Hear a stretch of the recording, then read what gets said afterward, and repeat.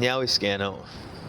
As we continue to battle the spread of COVID-19 here at home and in our community, I need to share some important and encouraging information with you. The FDA, or the Food and Drug Administration, is expected to approve the first COVID vaccine in the coming days. This is the first step toward public distribution of the vaccine. The Seneca Nation, through our COVID task force and health system, has developed a phased distribution plan for that vaccine once it's been approved. It's important to note that we'll be receiving doses of the vaccine from the Federal Indian Health Services, or IHS, not from New York State. The state's distribution plan is completely separate from ours.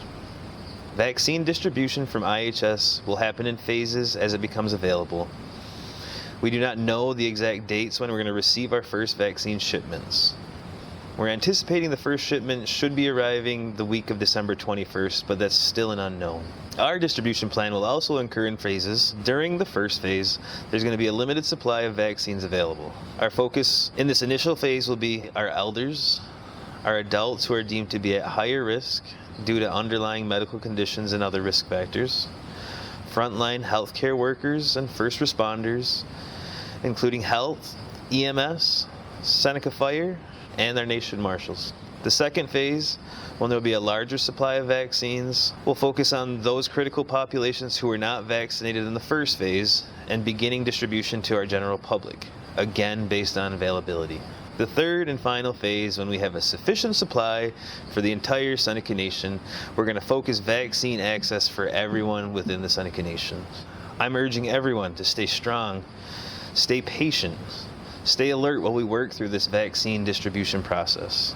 While we cannot control the number of doses we receive or the timing of when we receive them, I assure you we will do everything we can to ensure our distribution is as wide-reaching and effective as possible. I know some people have questions about whether they should get vaccinated or they shouldn't. The CDC believes that getting vaccinated will help prevent you from contracting COVID-19 and will also help protect people around you, particularly those that may be at greater risk. Public health experts also believe that the vaccine can help you from getting seriously ill if you do get COVID-19. As a nation, our sole focus is to help keep us all safe and healthy. The vaccine can be a powerful tool in this battle. If you have any questions or concerns about the vaccine, I urge you to speak to your primary care provider in order to make the best decision for you. I want to extend a very special thanks to the COVID-19 Task Force and our health system team for all the work they've done in preparing this vaccine distribution plan and their commitment to protecting the health and safety of all our people.